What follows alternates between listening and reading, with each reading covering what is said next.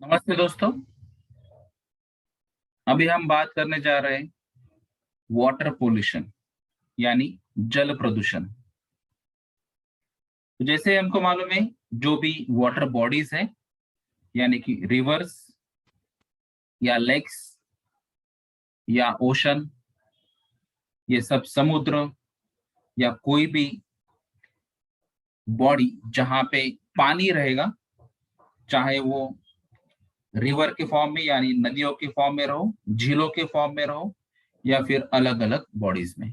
तो जो भी वाटर बॉडीज रहेगी, अगर इसमें कुछ प्रदूषित करने वाले पदार्थ रहेंगे तो वहां पे जल प्रदूषण होने के चांसेस है यानी कि संभावना है। तो जल प्रदूषण के जो मुख्य कारण है उसमें से मानव या जानवर, ये दोनों ही मेन कंपोनेंट है जिसकी वजह से यहाँ पे वाटर पोल्यूशन यानी जल प्रदूषण होने के चांसेस है। तो जहां पर भी ये कंपोनेंट्स आते हैं वहां से वाटर पोल्यूशन की चांसेस बढ़ जाते हैं। तो अगर हम वाटर पोल्यूशन के बारे में बात करेंगे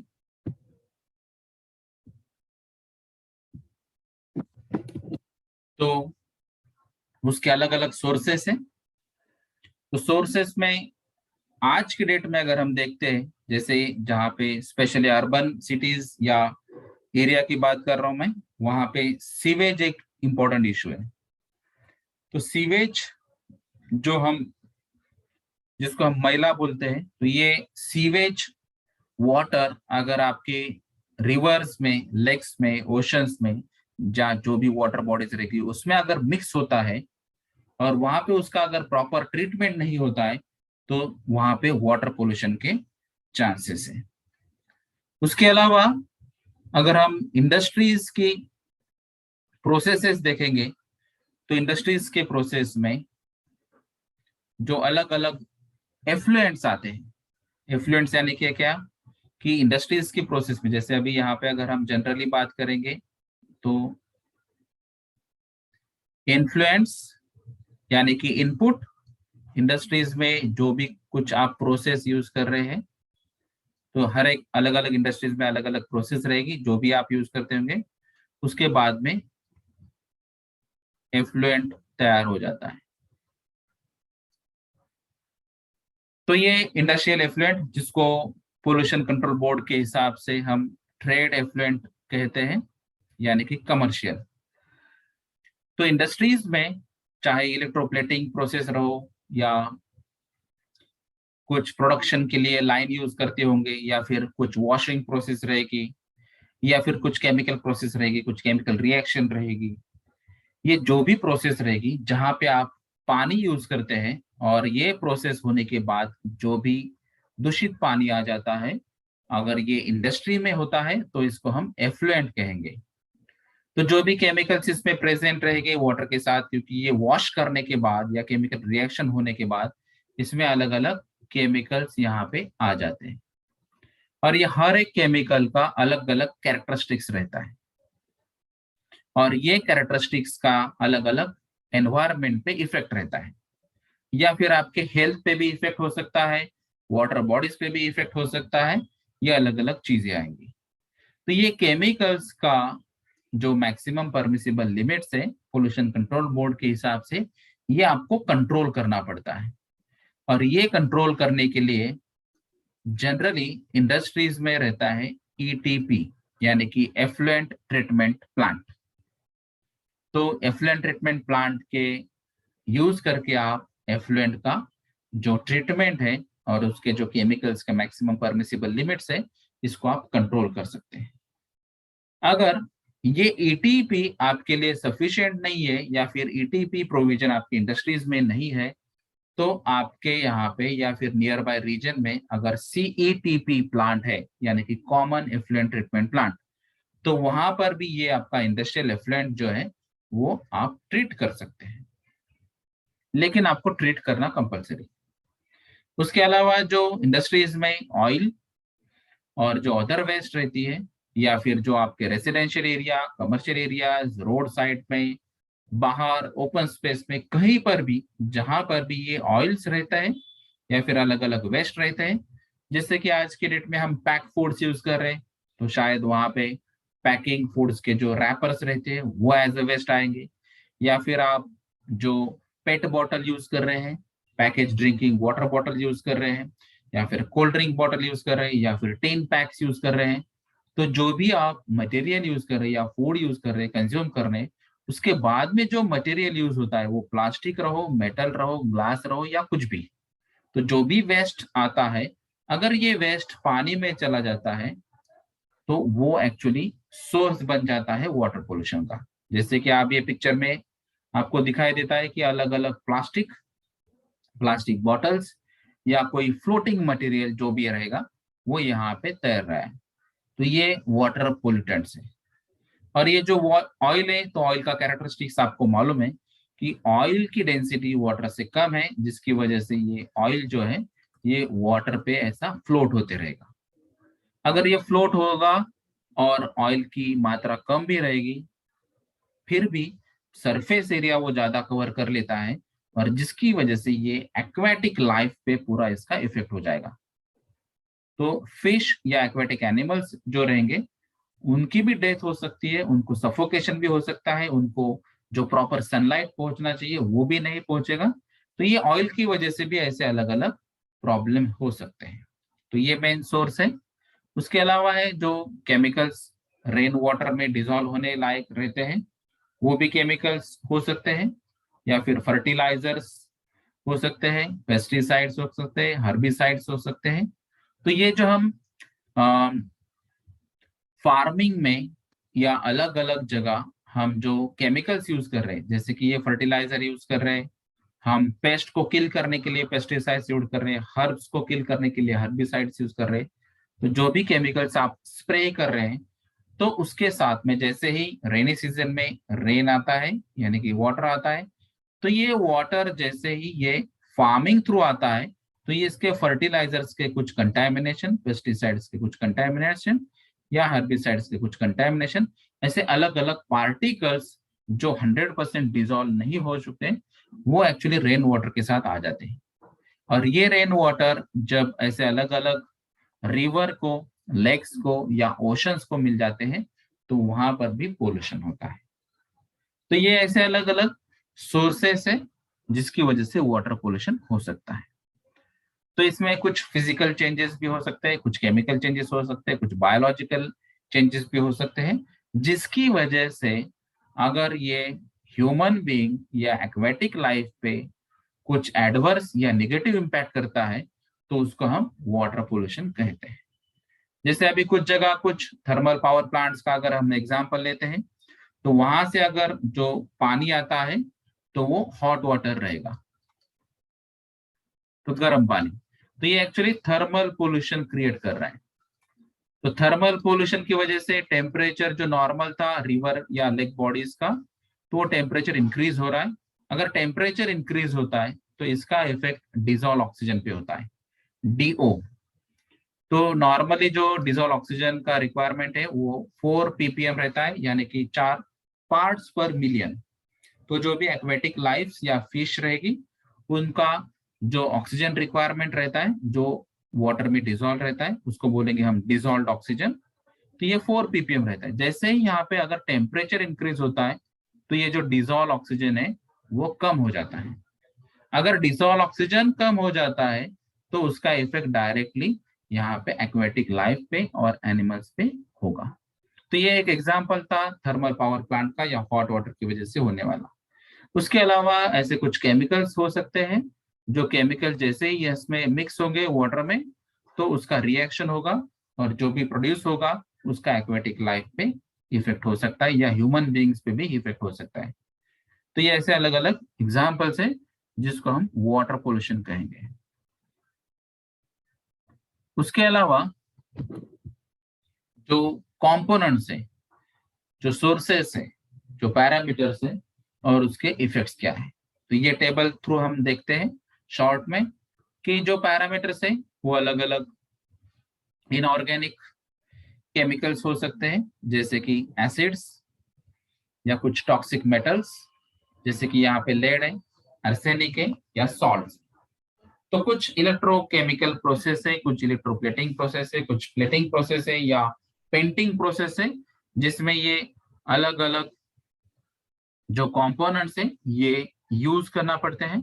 और ये प्रोसेस होने के बाद ये कंटामिनेंट्स, ये कुछ पार्टिकल्स ये वाटर के साथ रहते हैं, और ये वाटर के साथ अगर मिक्स हो जाएंगे तो उसके अलग अलग इफेक्ट दिखेंगे। जैसे कि अगर यहाँ पे देखेंगे आप, तो ड्रिंकिंग या पोर्टेबल वाटर जो हम बोलेंगे, या फिर इरिगेशन पर्पस के लिए जो वाटर रहता है, वहां पे आप ये वाटर यूज नहीं कर सकते, क्योंकि इसमें एसिड्स है या कुछ टॉक्सिक मेटल्स भी है या हेवी मेटल्स है।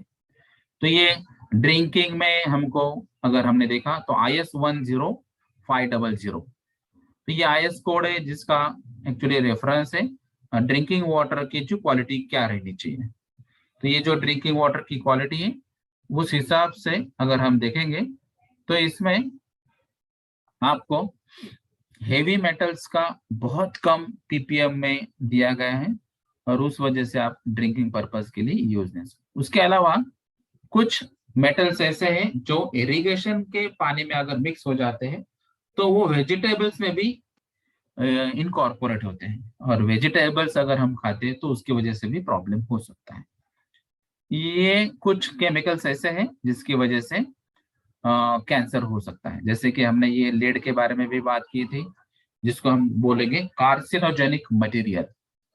तो ये carcinogenic material which can cause cancer, तो ये मटेरियल पे अगर रहेंगे तो ये भी इसका अलग इफेक्ट रहेगा। उसके अलावा है नर्वस सिस्टम पे ये डैमेज करेंगे, स्पेशली हम ये लीड की बात करेंगे या आर्सेनिक की बात करेंगे। तो ये जो हेवी मेटल्स है, ये हेवी मेटल्स की वजह से सबसे मेन इंपॉर्टेंट इफेक्ट रहता है, निगेटिव इफेक्ट नर्वस सिस्टम पे। अगर नर्वस सिस्टम पे आपकी डैमेज हो गई तो आपका जो मेन ओवरऑल बॉडी पे जो एक्टिविटीज का कंट्रोल रहता है वो आपका लूज हो जाएगा। उसके अलावा जो क्रॉप की यील्ड है वो भी कम हो जाएगी, और एक्वेटिक लाइफ पे उसका हार्मफुल इफेक्ट भी होगा। उसके अलावा जो पैरामीटर्स है, जैसे कि हमने ऑयल की बात की थी, गैसोलीन यानी कि पेट्रोल, प्लास्टिक्स, पेस्टिसाइड्स और डिटर्जेंट्स। तो ये कुछ ऐसे केमिकल्स हैं जिसकी कुछ केमिकल्स की लाइफ की वजह से प्रॉब्लम है। जैसे अगर आप डिटर्जेंट्स की बात करेंगे तो जब तक ये डिटर्जेंट वाटर के साथ यूज होके कंप्लीटली डिजॉल्व नहीं होता तब तक ये डिटर्जेंट वैसे रहेगा। और इसका अगर आपको प्रॉब्लम देखना है तो कहीं जगह आपको फोम या फ्रोथ जो दिखता है वो डिटर्जेंट की वजह से रहता है, और ये डिटर्जेंट रहता है सिंथेटिक। यानी कि आज की डेट में हम जो मैक्सिमम डिटर्जेंट यूज करते हैं वो सब सिंथेटिक डिटर्जेंट्स हैं। तो जो डिटर्जेंट पाउडर हम यूज कर रहे हैं या सोप्स यूज कर रहे हैं वॉशिंग के लिए, क्लॉथ वॉशिंग के लिए, अलग अलग यूज के लिए, तो ये डिटर्जेंट्स अगर ज्यादा रहेंगे तो ये बाथरूम थ्रू अगर ये डिटर्जेंट वाटर आपके अलग अलग बॉडीज में आता है, या फिर इंडस्ट्रीज में भी ऐसे डिटर्जेंट्स यूज होते हैं, और उसकी वजह से ये फोम या फ्रोथ का प्रॉब्लम आता है। उसके अलावा अगर हम देखेंगे तो पेस्टिसाइड्स का आपको मालूम है कि एक्वेटिक लाइफ पे हार्मफुल इफेक्ट होगा और ह्यूमन हेल्थ पे भी इफेक्ट होगा। तो ये अलग अलग केमिकल्स है जिसकी वजह से आपकी ह्यूमन बींग्स की हेल्थ या फिर एक्वेटिक लाइफ या एनिमल्स की हेल्थ पे भी एडवर्स इम्पैक्ट होगा। उसके अलावा कुछ न्यूट्रिएंट्स है, जैसे प्लांट न्यूट्रिएंट्स है। तो जैसे हमको मालूम है कि अगर आप नेचुरली देखेंगे तो आपको रिक्वायरमेंट रहता है NPK, नाइट्रोजन, फास्फोरस और पोटेशियम। तो ये वाटर सोल्यूबल कुछ कंपाउंड्स हैं जिसकी वजह से नाइट्रेट्स, फॉस्फेट्स और अमोनियम आयंस वहां पे प्रिपेयर होंगे, और इसका जो इम्पैक्ट है उसका इम्पैक्ट हो सकता है अगर ये न्यूट्रिएंट ज्यादा है तो यहाँ पे अलगी ज्यादा रहेगी। तो अलगी का अगर ज्यादा ग्रोथ होगा तो उसकी वजह से भी एक्वेटिक प्लांट्स पे भी इफेक्ट होगा। तो ये एक्सेसिव ग्रोथ की वजह से, जैसे कि अगर आपने देखा होगा तो कुछ लेक्स, कुछ तालाब के ऊपर पूरा ग्रीन कवर रहता है, और कुछ जगह आपको वाटर बॉडीज पे इतना ग्रीन कवर रहता है कि आपको पता भी नहीं चलता, जिसको हम दलदल कहते हैं। तो ये इतनी दलदल तैयार हो जाती है कि आपको पता ही नहीं चलता कि इसके नीचे पानी है। तो ये है एक्सेस ग्रोथ। और ये एक्सेस ग्रोथ क्यों हो रही है? तो ये एक्सेस जो न्यूट्रिएंट्स है, जो नेचुरल न्यूट्रिएंट्स के अलावा जो हम आर्टिफिशियल या हम ह्यूमन बीइंग की वजह से ये जो न्यूट्रिएंट्स यहाँ पे ऐड हो रहे हैं, उसकी वजह से यहाँ पे एक्सेसिव ग्रोथ हो सकती है। और ये जो मैंने पहले बात की थी कि जो अलग अलग ऑक्सीजन की रिक्वायरमेंट रहती है, जैसे मैंने डीओ की बात की थी, तो ये डीओ का भी यहाँ पे रिक्वायरमेंट कम हो सकता है, और उसकी वजह से जो ब्लड में सप्लाई होना चाहिए वो ऑक्सीजन भी कम हो जाएगा। उसके अलावा अगर हम बात करेंगे तो सेडिमेंट्स है, जैसे कि सॉइल, स्लिट एटसेट्रा। तो ये जो लैंड इरोजन की हम बात करेंगे, तो लैंड इरोजन इसका मेन सोर्स है, और इसकी वजह से ये सॉइल्स या स्लिट आ सकते हैं। तो इसका मेन इफेक्ट क्या है? तो जो फोटोसिंथेसिस एक्टिविटी है, ये फोटोसिंथेसिस एक्टिविटी रिड्यूस हो जाएगी, क्योंकि जो प्लांट्स या जो पेड़ पौधे हैं उसमें सॉइल थ्रू जो एनपीके या न्यूट्रिएंट्स आते हैं, ये न्यूट्रिएंट्स कम हो जाएंगे, और उसकी वजह से फोटोसिंथेसिस से जो फूड बनता है वो फूड भी कम बनेगा। तो ये जो एक्वेटिक फूड चेन है वो भी डिस्टर्ब हो सकती है लैंड इरोजन की वजह से, और जो पेस्टिसाइड्स है, बैक्टीरियाज है, या फिर कुछ हार्मफुल सब्सटेंस है, ये सॉइल में, क्योंकि हम आज के डेट में अगर फार्मिंग देखेंगे तो हम उसको सिंथेटिक फार्मिंग कहेंगे, ऑर्गेनिक बहुत कम जगह है। तो ये सिंथेटिक की वजह से हमारा जो यूज है, जैसे कि हम यूज कर रहे हैं फर्टिलाइजर, ये भी सब सिंथेटिक प्रोसेस से है। हम यूज कर रहे हैं पेस्टिसाइड्स या कुछ अलग अलग साइड्स, यानी कि कुछ chemicals, insecticides, herbicides, fungicides etcetera. तो इसमें जो केमिकल्स है, ये सब केमिकल्स सॉइल में आ रहे, और ये सॉइल की वजह से यहाँ पे पानी में अगर ये जाएगी सॉइल, तो उसके साथ में ये एक्वेटिक लाइफ पे भी ये असर करेगा। तो शायद ये अगर लेक से कनेक्टेड होगा, कुछ रिजर्वायर से कनेक्टेड होगा, ओशन से कनेक्टेड होगा, रिवर से कनेक्टेड होगा, जहां पर भी कनेक्टेड होगा वहां पे ये इफेक्ट करेगा। उसके अलावा है रेडियो एक्टिव मटेरियल। तो कहीं जगह आप रेडियो एक्टिव मटेरियल यूज करते हैं, जैसे कि न्यूक्लियर पावर प्लांट्स। तो हमने बात की थी कि कोल बेस्ड पावर प्लांट, फिर गैस बेस्ड पावर प्लांट्स, और कुछ पावर प्लांट्स जो है जहां पे न्यूक्लियर सब्सटेंसेस यूज होते हैं, यूरेनियम, थोरियम एटसेट्रा। तो ये अगर न्यूक्लियर सब्सटेंसेस हम यूज कर रहे हैं, तो यहाँ पे रेडियो एक्टिव मटेरियल की वजह से रेडिएशंस आते हैं, और ये रेडिएशंस जो है वो रेडिएशंस थ्रू आपके वाटर में अगर ये मिक्स होते हैं तो उसका भी पोल्यूशन होगा। तो इसका डायरेक्टली इफेक्ट जो है वो जेनेटिक म्यूटेशंस पे हो सकता है, बर्थ के जो नंबर है उस पर भी हो सकता है, उसमें भी डिफेक्ट्स आ सकते हैं, और इसकी वजह से कैंसर भी हो सकता है। तो ये जो रेडियो एक्टिव मटेरियल है, जिसमें स्पेशली अगर हम बात करेंगे तो आयोडीन, रेडॉन, यूरेनियम, सेजियम या थोरियम, तो उसके जो आइसोटोप्स हैं, तो ये आइसोटोप्स की वजह से अलग अलग प्रॉब्लम हो सकते हैं। उसके बाद में है हीट। तो हमने ये थर्मल पोल्यूशन की बात की थी, और वहां पे मैंने कहा था कि पावर प्लांट का ये सबसे इंपॉर्टेंट सोर्स है। तो जहाँ पे पावर प्लांट है वहां पे हॉट वाटर आता है, और ये हॉट वाटर अगर हम मिक्स करते हैं तो हॉट वाटर की वजह से जो डिजोल्व ऑक्सीजन है वो डिजोल्व ऑक्सीजन कम हो जाता है। तो ये हमने पहले ही बात किया था कि अगर टेम्परेचर इंक्रीज होता है तो डिजोल्व ऑक्सीजन कम हो जाएगा, और डिजोल्व ऑक्सीजन अगर कम होता है तो उसकी वजह से यहाँ पे एक्वेटिक लाइफ भी डिस्टर्ब हो जाएंगी।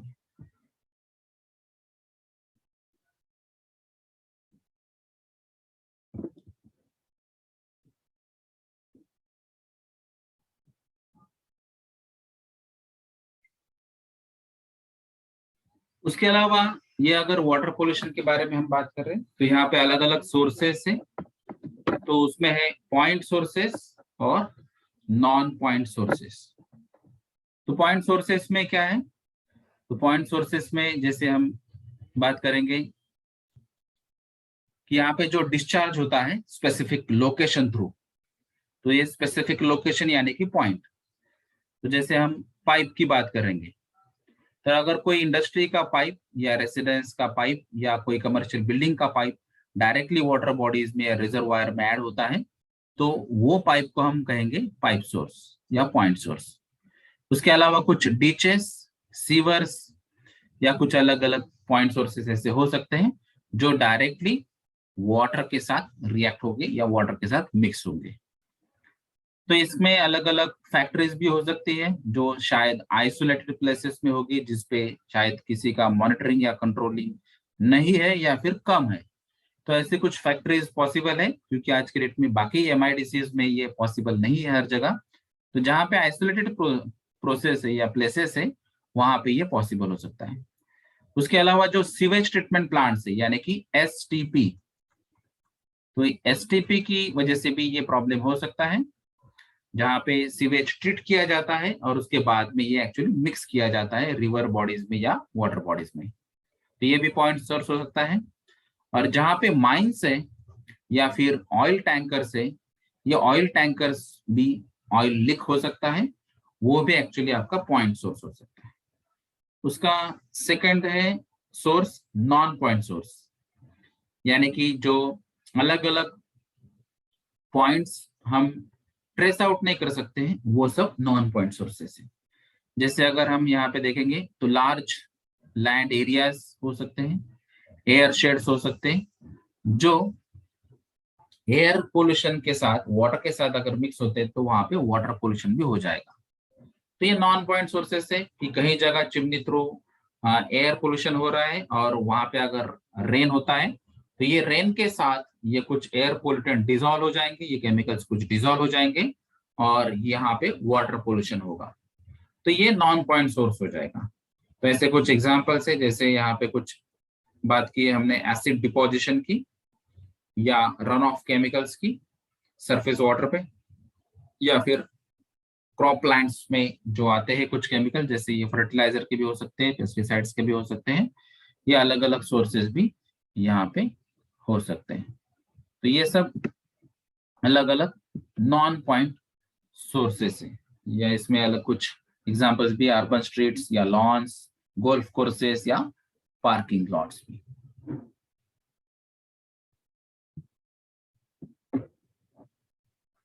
उसके अलावा है ये अलग अलग पोल्यूटेंट्स अभी हमने देखे थे, उसके सोर्सेस भी देखे थे। अभी उसको कंट्रोल कैसे करते हैं, तो उसको कंट्रोल करने के लिए आपको कुछ मेथड्स अडॉप्ट करनी पड़ेगी या टेक्निक्स अडॉप्ट करने पड़ेंगे। तो ये टेक्निक्स क्या है, तो ये टेक्निक्स है पहले कि साइंटिफिक टेक्निक हम यूज कर सकते हैं, जिसमें आपके जो रिवर्स में जो केमिकल्स आ रहे हैं या पॉन्ड्स में आ रहे हैं या स्ट्रीम्स में आ रहे हैं, वो सब एरिया आपको जो हम बोलेंगे उसको कैचमेंट एरिया, उसको कंट्रोल करना है। तो इसका फिर आप सैम्पलिंग ले सकते हैं, उसका एनालिसिस कर सकते हैं और उसके बेसिस पे एग्जैक्टली कौन से पैरामीटर आपको कंट्रोल करना है ये डिसाइड कर सकते हैं। तो यहाँ पे आपको सैम्पलिंग प्रोसेस या मॉनिटरिंग प्रोसेस, एनालिसिस, ये सब बातें आपको करना पड़ेगी। जैसे एनालिटिकल लैबोरेटरीज में एनालिटिकल इक्विपमेंट्स रहते हैं और वो हम एनालिसिस कर सकते हैं ये सैंपल से कि ये पर्टिकुलर वाटर में इतने एमएल में कितने सारे पार्टिकल्स इसमें हैं, कौन से केमिकल्स हैं और उसकी वजह से कौन कौन से अलग अलग पैरामीटर्स पे इफेक्ट हुआ है। अलग अलग पैरामीटर्स यानी क्या है, जैसे कि यहाँ पे हम नॉर्मली अगर वाटर पोल्यूशन की बात कर रहे हैं तो यहाँ पे पीएच पैरामीटर रहता है, डीओ रहता है, सीओडी रहता है, बीओडी रहता है, टीडीएस रहता है, टीएसएस रहता है या टीएस रहेगा, अल्कलिनिटी रहेगा, एसिडिटी रहेगा, टर्बिडिटी रहेगा या फिर हार्डनेस रहेगा। ये बहुत सारे पैरामीटर्स हैं। अगर आपने आइडियली देखेंगे तो 100+ पैरामीटर्स हैं जो आप चेक कर सकते हैं। अभी आपकी इंडस्ट्री कौन सी है, आपकी फैक्ट्री एरिया कौन सा है, आपका जो एमआईडीसी जोन है वो कौन सा है, उस हिसाब से ये पैरामीटर्स डिसाइड होते हैं। अगर आप केमिकल या प्लेटिंग इंडस्ट्री ओरिएंटेड रहेंगे तो आपको हेवी मेटल्स यहाँ पे कंपलसरी देखना पड़ेगा। उसमें भी आप अगर हेवी मेटल स्पेसिफिक है तो वो भी आपको चेक करना पड़ेगा। उसके अलावा ये जो वाटर है, ये हार्ड वाटर है या सॉफ्ट वाटर है, इसमें सॉल्ट्स कितने हैं, कौन से हैं, ये सब आपको चेक करने के लिए आपको ये हार्डनेस और टीएस, टीएडीएस, टीएस ऐसे अलग अलग पैरामीटर्स देखने पड़ेंगे। तो ये एक्चुअली पैरामीटर्स क्या है, शॉर्ट में बताता हूँ। पीएच जो है ये एक्चुअली एसिडिक या अल्कलाइन नेचर का आपका वाटर है, ये चेक करने के लिए पीएच यूज करते हैं। नॉर्मली इसका जो रेंज रहता है वो 0 to 7 और 7 to 14, ये पीएच का स्केल है। तो ये पीएच स्केल 0 to 7 जो है ये एसिडिक रेंज है, और मोर देन 7 अप टू 14 जो है वो अल्कलाइन रेंज है। तो इससे आपको पता चलता है कि वाटर का प्रॉपर्टी क्या है, ये एसिडिक नेचर है, न्यूट्रल है या बेसिक है। इसके अलावा डिजोल्व ऑक्सीजन मैंने पहले कहा, तो जो भी एक्वेटिक एनिमल्स है उनके लिए डिजोल्व ऑक्सीजन की रिक्वायरमेंट रहती है एटलीस्ट 4 ppm, और ये डीओ के बेसिस पे आप सीओडी और बीओडी भी चेक कर सकते हैं, केमिकल ऑक्सीजन डिमांड या फिर बायोलॉजिकल ऑक्सीजन डिमांड। तो केमिकल जो भी है उनके प्रोसेस के लिए ऑक्सीजन की कितनी डिमांड है, और बायोलॉजिकल एक्टिविटीज जो होती है उसके लिए ऑक्सीजन की डिमांड कितनी है, वो आप सीओडी और बीओडी से फाइंड आउट कर सकते हैं। जो भी आपके यहाँ पे सॉल्ट से या डिजोल्व सॉल्ट से या सस्पेंशन सॉल्ट से, तो ये आप यहाँ से पता कर सकते हैं। ये डिजोल्व सॉल्ट के लिए है टीडीएस, और ये सस्पेंडेड सॉल्ट्स के लिए या फिर सस्पेंडेड मटेरियल्स के लिए है टीएसएस, और ये टीडीएस प्लस टीएस हम करेंगे तो ये टोटल सॉल्ट्स यहाँ पे आ जाएंगे। जैसे कुछ सॉल्ट्स है जो डायरेक्टली वाटर में डिजोल्व होंगे, वो आप फिल्ट्रेशन से सेपरेट आउट नहीं कर सकते, उसके लिए इवेपोरेशन या वेपराइजेशन प्रोसेस आपको यूज करना पड़ेगी। और फिर ये अल्कलिनिटी या एसिडिटी चेक करने के लिए ये प्रोसेस हो सकती है।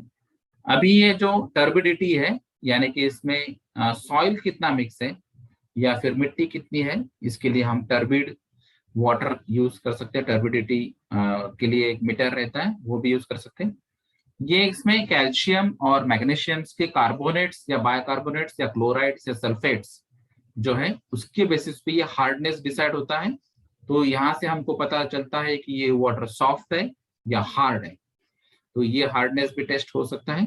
और ये जो मेटल्स है ये आपके प्रोसेस पे डिपेंड है, हेवी मेटल्स आप कौन से यूज कर रहे हैं। जैसे यहाँ पे अगर आप लेड यूज कर रहे हैं या फिर मर्क्यूरी यूज कर रहे हैं या फिर निकेल यूज कर रहे हैं, क्रोमियम यूज कर रहे हैं, क्रोमियम में भी कौन सा यूज कर रहे हैं, हेक्साक्रोमियम यूज कर रहे हैं या कोई, तो जो भी कंपोनेंट्स है ये कंपोनेंट्स के लिए अलग अलग यहाँ पे टेस्टिंग यहाँ पे पॉसिबल है। तो ये आपके पोल्यूशन कंट्रोल बोर्ड्स के जो नॉर्म्स है उस हिसाब से आपको ये चेक करना पड़ेगा, और ये एनालिसिस होने के बाद में आपको साइंटिफिक मेथड चॉइस करना पड़ेगी कि जिसकी वजह से ये आपको कंट्रोल हो सकता है।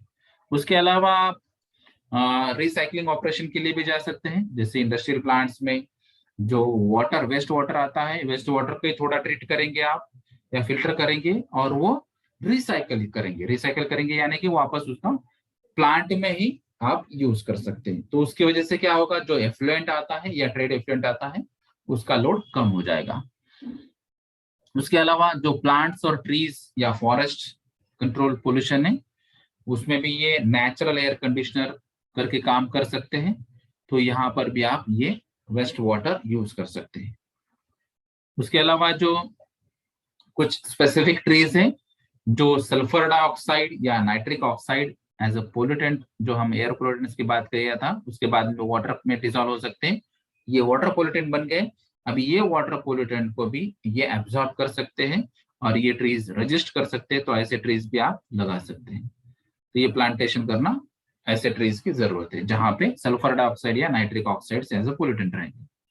उसके अलावा जो ट्रीटेड वेस्ट रहेगी या पार्शियली ट्रीटेड या अनट्रीटेड रहेगी, तो वो जो डिस्चार्ज है वो नेचुरल वाटर बॉडी में अवॉइड करना है, क्योंकि नेचुरल वाटर जो है वो क्लीन वाटर रहता है, उसमें मैक्सिमम डीओज रहते हैं और जो रिक्वायरमेंट रहती है बेसिक वो सब रहती है। तो ये जो पार्शियली ट्रीटेड या अनट्रीटेड वाटर है ये नेचुरल वाटर बॉडीज में मिक्स करना अवॉइड करना चाहिए। उसके अलावा जो क्वालिफाइड और एक्सपीरियंस पीपल है, स्पेशली ये वाटर पोल्यूशन और ट्रीटमेंट के ओरिएंटेड जो कंसल्टेंसी करते हैं, वो पीपल से आपको एडवाइस लेना चाहिए कि आपको एग्जैक्टली कौन से पैरामीटर्स कंट्रोल करने चाहिए और वो किस तरह से कंट्रोल करने चाहिए।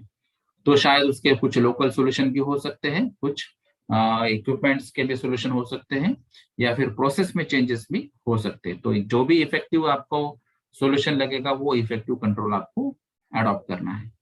उसके बाद में पब्लिक अवेयरनेस, क्योंकि कुछ पब्लिक को, जनरल या सिटीजन्स को भी मालूम नहीं रहता है कि इसकी वजह से, जैसे अभी हमने प्लास्टिक की बोतल यूज की, वाटर बोतल यूज की और कहीं पे फेंक दी, तो अगर वो बोतल वाटर बॉडीज में ऐड हो जाती है तो उसकी वजह से भी वाटर पोल्यूशन होता है।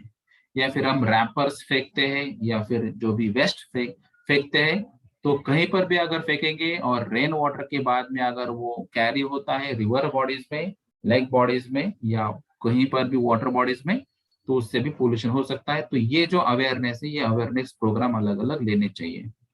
उसके अलावा जो हमारे यहाँ पे लॉज हैं या फिर कुछ स्टैंडर्ड्स हैं और कुछ अच्छी प्रैक्टिसेस हैं, वो अडॉप्ट करनी चाहिए। तो लॉज में जैसे हम वाटर पोल्यूशन एक्ट और वाटर पोल्यूशन रूल ऑलरेडी है, उसमें कुछ इंप्लीमेंटेशन करना चाहिए, मॉडिफिकेशन करना चाहिए, stringent rules and regulation implement होना चाहिए। और कुछ स्टैंडर्ड्स हैं, जैसे कई IS स्टैंडर्ड्स हैं, तो ये स्टैंडर्ड्स भी कुछ अडॉप्ट करने चाहिए। और जो अच्छी प्रैक्टिसेस रहेगी वो प्रैक्टिसेस इंडस्ट्रीज ने पहले अडॉप्ट करना चाहिए। उसकी वजह से जो मेन सोर्स रहता है जो वाटर पोल्यूटेंट्स का, वो आपको कंट्रोल कर सकते हैं। उसके बाद में जो रिसर्च होना चाहिए, तो वो एकेडमिक लेवल पे होना चाहिए या इंजीनियरिंग लेवल पे होना चाहिए या फिर पब्लिक हेल्थ इंजीनियरिंग जिसको हम बोलेंगे वहां पर, या पोल्यूशन कंट्रोल बोर्ड के लेवल पे। तो हर जगह अलग अलग रिसर्च होनी चाहिए। तो जो पैरामीटर्स आपके कंट्रोल में नहीं आ रहे या फिर जो पैरामीटर या केमिकल का आपको सब्स्टिट्यूट नहीं मिला है, वहां पे अगर आपको ट्राई करना है, तो ये एक्चुअली रिसर्च उसके ओरिएंटेड होना चाहिए कि जिसकी वजह से ज्यादा प्रॉब्लम होता है वो सबसे पहले कम करो, और उसके बाद में जो सब्स्टिट्यूट नहीं मिल रहे वो सब्स्टिट्यूट ढूंढो। उसके अलावा है एडमिनिस्ट्रेटिव कंट्रोल। तो ये एडमिनिस्ट्रेटिव कंट्रोल सभी जगह रहता है। तो स्टेट और सेंट्रल गवर्नमेंट के कुछ अलग अलग नॉर्म्स रहते हैं, कुछ लैबोरेटरीज रहते हैं, कुछ फैसिलिटीज रहते हैं, कुछ एडवाइजेस रहते हैं, कुछ कंट्रोलिंग टेक्निक्स और कुछ अवेयरनेस प्रोग्राम्स भी रहते हैं, जिसके थ्रू भी आप वाटर पोल्यूशन कम कर सकते हैं। तो ये अलग अलग कंट्रोलिंग मेजर्स हैं जिसकी वजह से आप वाटर पोल्यूशन कम कर सकते हैं। Thank you.